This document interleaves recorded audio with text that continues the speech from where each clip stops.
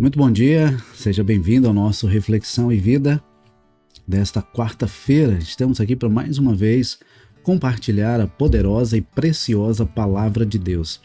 Essa palavra que é viva e eficaz e mais cortante do que qualquer espada de dois gumes, capaz de penetrar a divisão entre alma e espírito, juntas e medulas, e discernir os pensamentos e intenções do coração. Nosso propósito aqui nesse programa é trazer sempre uma mensagem de fé e esperança para o seu coração.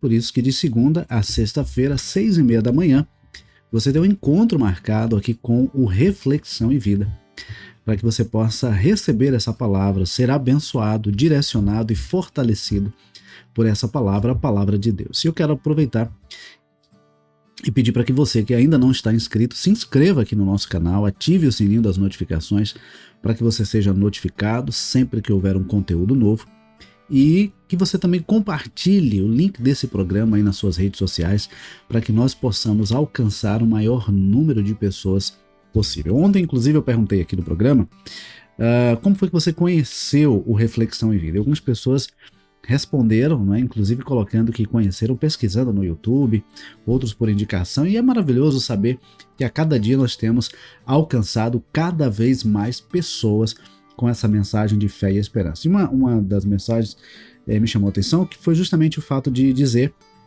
que encontrou mexendo no YouTube e apareceu o Reflexão em Vida, não é? E a pessoa assistiu, foi edificado e continua assistindo. Isso é algo maravilhoso. Sabe o que isso significa? O quanto é importante você compartilhar o link nas suas redes sociais, mas também curtir esse programa. Porque quando você curte o vídeo, o YouTube entende que é um conteúdo relevante e por isso torna visível a mais pessoas. Então é importante também curtir o vídeo para que o YouTube entenda a relevância desse trabalho que nós temos feito aqui, para a glória de Deus e para a edificação das nossas vidas, tá bom? Vamos então para a nossa reflexão de hoje. Hoje nós vamos refletir em Provérbios capítulo de número 9. Esse texto é um texto muito interessante. Provérbios capítulo 9, que apresenta dois convites. Preste atenção. Capítulo 9 do livro de Provérbios nos diz assim: a sabedoria construiu a sua casa, esculpiu para si 7 colunas. Matou seus animais para a festa e preparou seu vinho. Também já arrumou a sua mesa. Enviou as suas criadas para que dos lugares mais altos da cidade façam este convite. Quem é ingênuo, venha para cá. Aos que não têm juízo, ela diz: venham, comam do meu pão e bebam do vinho que preparei. Afastem-se dos ingênuos e venham, andem pelo caminho do entendimento. Quem repreende o zombador traz afronta sobre si. A quem censura o ímpio será insultado. Não repreenda o zombador para que ele não odeie você. Repreenda o sábio e ele o amará. Dê instrução ao sábio, e ele se tornará mais sábio ainda. Ensine o justo, e ele crescerá na prudência. O temor do Senhor é o princípio da sabedoria. Conhecer o santo é ter entendimento. Porque por mim se multiplicarão seus dias e aumentarão os anos de sua vida. Se você é sábio para si mesmo. Se é zombador, só você sofrerá as consequências. A loucura é mulher espalhafatosa, é tola e não sabe coisa alguma. Senta-se junto à porta de sua casa, toma uma cadeira no lugar mais alto da cidade, para dizer aos que passam e seguem direito o seu caminho: quem for ingênuo, venha para cá. E aos que não têm juízo, ela diz: a água roubada é doce, e o pão comido às escondidas é saboroso. Eles, porém, não sabem que ali estão os mortos, que os seus convidados estão nas profundezas do inferno. Então, olha só, veja que o texto fala de dois convites, né? Como eu abordei agora há pouco. Fala do convite da sabedoria e fala do convite da mulher louca, ou da mulher tola, da mulher insensata, dependendo da versão que você tem aí. O fato é que, diante de nós, há duas possibilidades, há dois caminhos: o caminho da sabedoria e o caminho da insensatez, o caminho do entendimento e o caminho da perversidade. A grande questão que o texto nos aponta é a seguinte: diante de nós existe um ensinamento que mostra o caminho que devemos seguir, que é um caminho seguro, é um caminho direito, é um caminho que conduz à vida. De outro lado, há um outro caminho, também com uma porta aberta, que conduz à perdição. O caminho da sabedoria é um caminho seguro e é um caminho de prazer eterno, de satisfação perene. O caminho da loucura, o caminho da insensatez, é o caminho do prazer imediato, porém de consequências que podem ser eternas. Veja que os dois convites são feitos de forma visível. Os dois convites são feitos no lugar mais alto da cidade, não é? A sabedoria faz o convite dizendo o seguinte: olha, quem é ingênuo, venha para cá. Os que não têm juízo, ela diz: venham, comam do meu pão e bebam do vinho que eu preparei. Afastem-se dos ingênuos e vivam. Andem pelo caminho do entendimento. Veja que esse texto nos mostra que qualquer pessoa pode encontrar o caminho do entendimento, o caminho da sabedoria. Esse caminho está acessível a todos quantos desejarem conhecê-lo.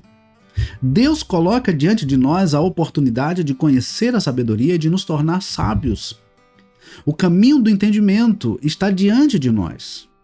A grande questão é que tem muitas pessoas que preferem achar que já conhecem ou já sabem de tudo. E uma das grandes provas de que o indivíduo não sabe de tudo é justamente achar que sabe de tudo.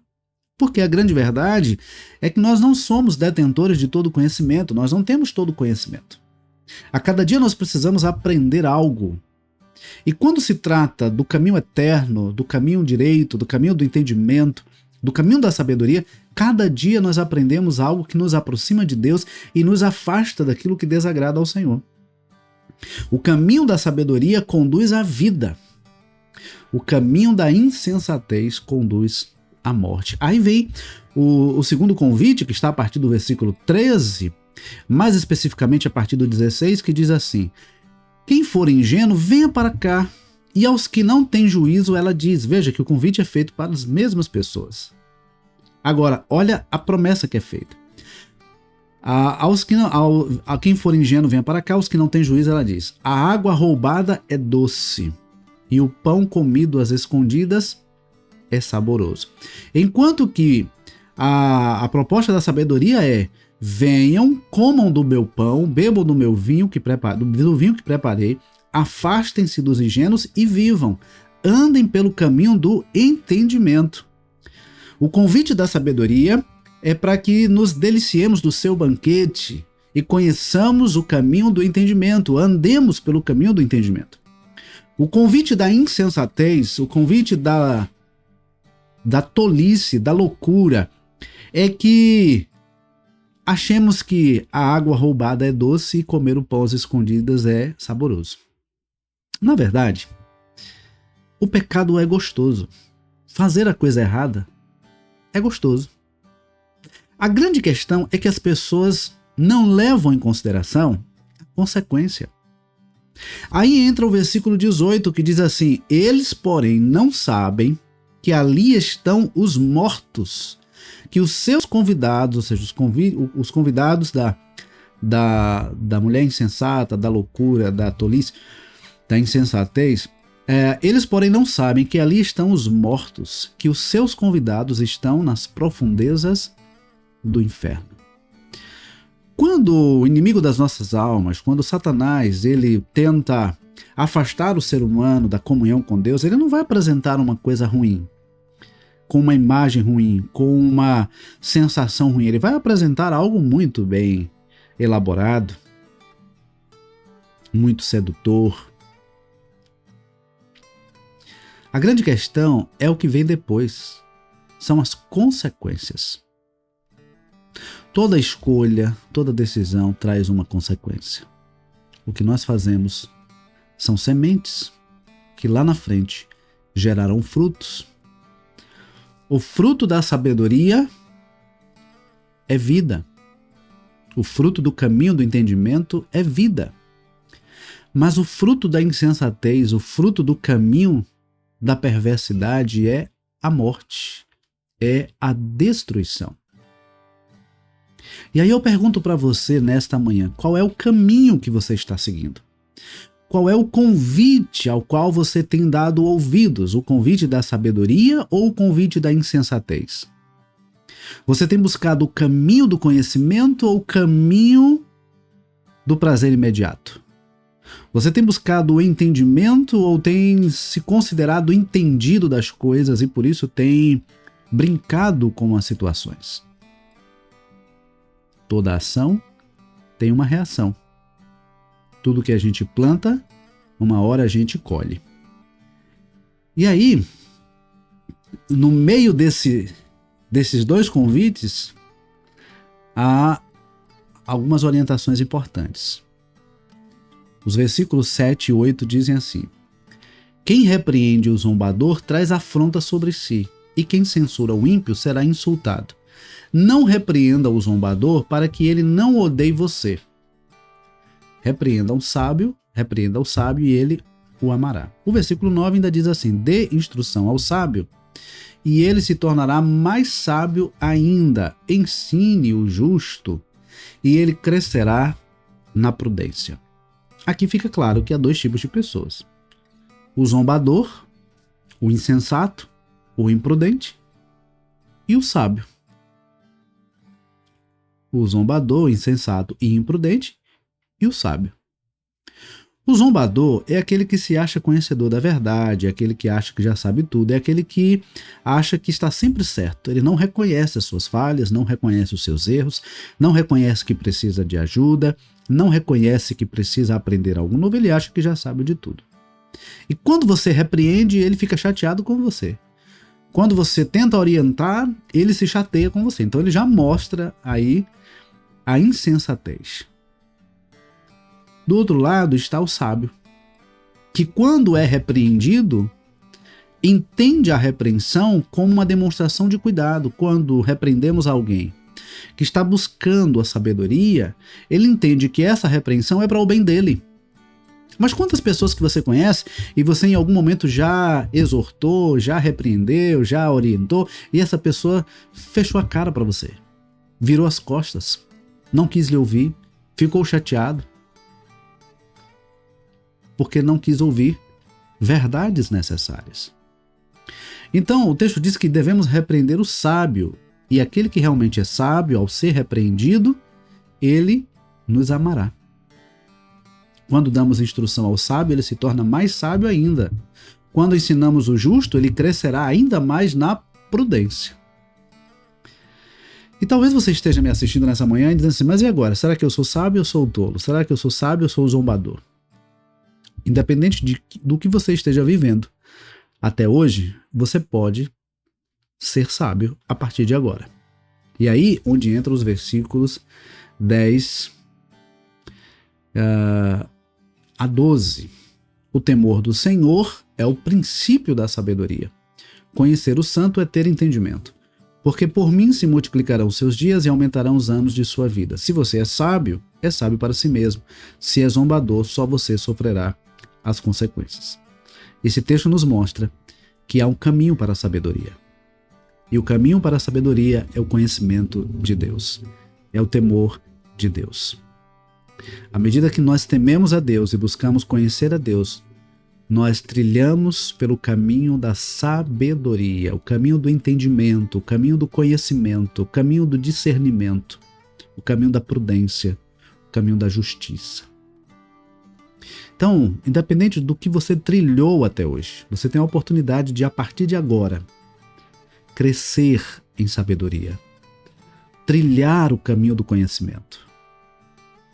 Talvez você tenha tido atitudes insensatas, imprudentes, mas você pode corrigir isso a partir de agora. Você pode buscar no Senhor a sabedoria que você precisa. Você pode buscar em Deus a direção para a sua vida. Talvez você esteja vivendo um tempo da sua vida, uma situação em que você não sabe o que fazer, nem como agir, nem que caminho seguir.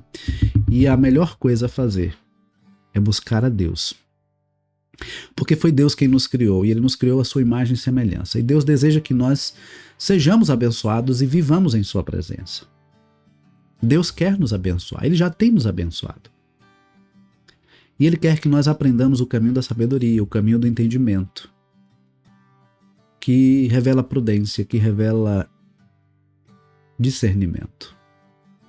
Então que nessa manhã de quarta-feira você se coloque diante de Deus, pedindo a Ele sabedoria. Eu citei ontem aqui, inclusive, quando Tiago, na sua carta, ele disse: se alguém tem falta de sabedoria, peça a Deus, que a todos dá liberalmente, mas peça com fé. Então, eu vejo às vezes algumas pessoas diante de algumas situações dizendo assim: Senhor, me dá paciência. Às vezes, diante de um problema, de uma adversidade, diante de uma dificuldade, a pessoa diz assim: Senhor, me dá paciência. E eu sempre digo: olha, não peça paciência, peça sabedoria. Porque se você pede a Deus sabedoria e Ele lhe dá sabedoria, você vai ter tudo o que você precisa para administrar todas as áreas e todas as circunstâncias da sua vida. Se alguém pede paciência, como é que a paciência, como é que essa pessoa vai ter mais paciência? Tendo que exercitar a paciência. Então, para que você cresça em paciência, para que você tenha mais paciência, não é tempos de bonança que vão lhe ajudar a ter paciência, é tempos desafiadores. A paciência é algo que se adquire exercitando, igual músculo. Só se adquire músculo exercitando o corpo. Aí se fortalece e se formam os músculos. Então, peça sabedoria. Não sei, de repente você está com dificuldade de lidar com sua família, com seu cônjuge, com seus filhos ou com seus colegas de trabalho. Não sei o que está passando com você. Mas independente de qual seja a situação, meu conselho para você: peça a Deus sabedoria.